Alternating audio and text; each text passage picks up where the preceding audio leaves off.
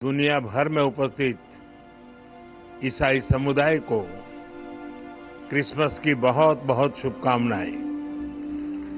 Merry Christmas. अभी 3-4 दिन पहले मैं अपने साथी भारत सरकार में मंत्री जॉर्ज कुरियन जी के यहां क्रिसमस सेलिब्रेशन में गया था। अब आज आपके बीच उपस्थित होने का आनंद मिल रहा है।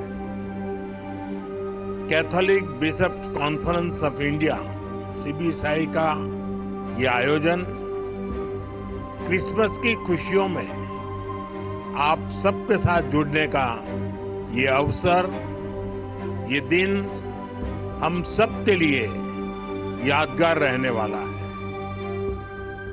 ये अवसर इसलिए भी खास है क्योंकि इसी वर्ष सीबीसीआई की स्थापना के 80 वर्ष पूरे हो रहे हैं।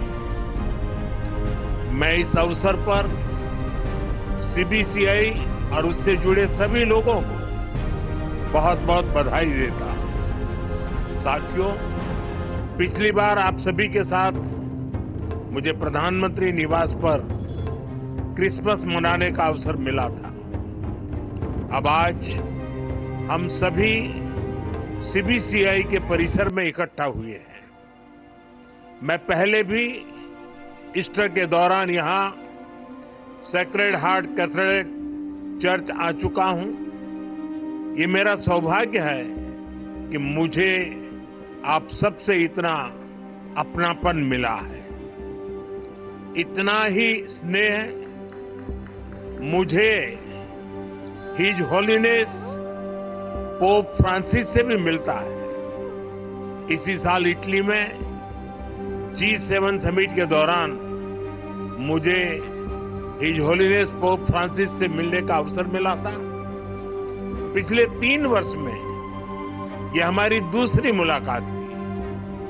मैंने उन्हें भारत आने का निमंत्रण भी दिया है। इसी तरह सितंबर में न्यूयॉर्क दौरे पर कार्डिनल पीट्रो पैरोलिन से भी मेरी मुलाकात हुई थी। ये आध्यात्मिक मुलाकात, ये स्पिरिचुअल टॉक्स, इनसे जो ऊर्जा मिलती है वो सेवा के हमारे संकल्प को और मजबूत बनाती है। साथियों, अभी मुझे हिज एमिनेंस कार्डिनल जॉर्ज कुवाकार्ड से मिलने का और उन्हें सम्मानित करने का अवसर मिला है। कुछ ही हफ्ते पहले हिज एमिनेंस कार्डिनल जॉर्ज कुवाकार्ड को हिज होलीनेस पोप फ्रांसिस की कार्डिनल की उपाधि से सम्मानित किया है। इस आयोजन में भारत सरकार ने केंद्रीय मंत्री जॉर्ज कुरियन के नेतृत्व में आधिकारिक रूप से एक हाई लेवल डेलीगेशन भी वहां भेजा था। जब भारत का कोई बेटा सफलता की इस ऊंचाई पर पहुंचता है तो पूरे देश को गर्व होना स्वाभाविक है। मैं कार्डिनल जॉर्ज कुवाकार्ड को फिर एक बार बधाई देता हूं, शुभकामनाएं देता हूं।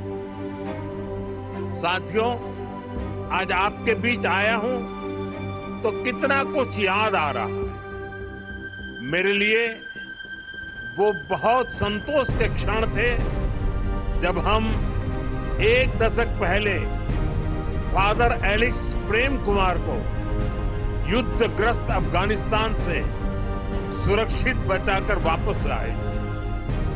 वो 8 महीने तक वहां बड़ी विपत्ति में फंसे हुए थे, बंधक बने हुए थे।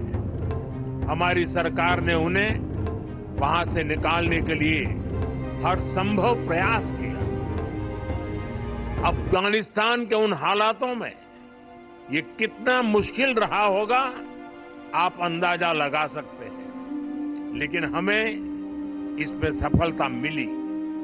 उस समय मैंने उनसे और उनके परिवार के सदस्यों से बात भी की थी। उनकी बातचीत को, उनकी उस खुशी को मैं कभी भूल नहीं सकता।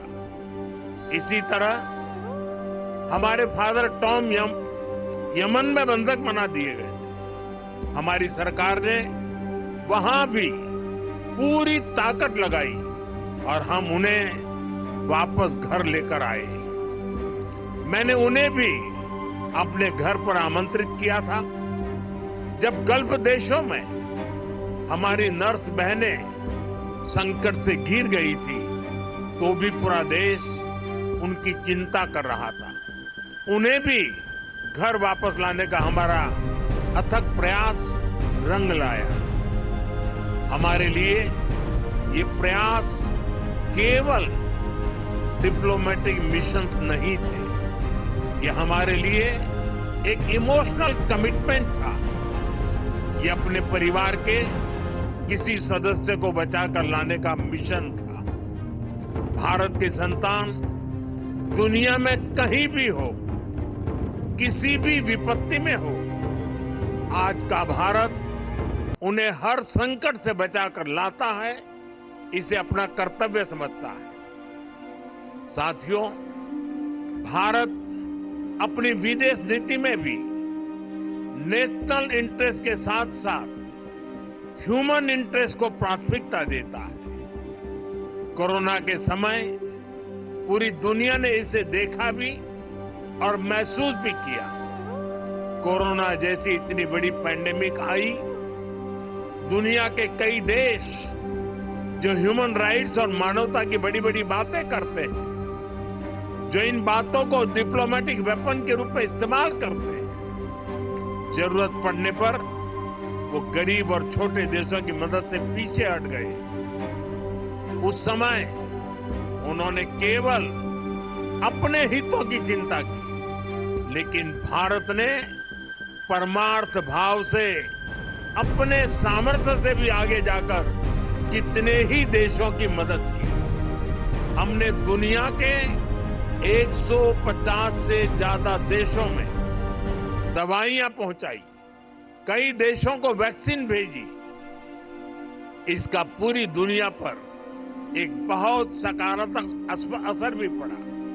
अभी हाल ही में मैं गयाना दौरे पर गया था, कल मैं कुवैत में था। वहां ज्यादातर लोग भारत की बहुत प्रशंसा कर रहे थे। भारत ने वैक्सीन देकर उनकी मदद की थी और वो इसका बहुत आभार जता रहे थे। भारत के लिए ऐसी भावना रखने वाला गयाना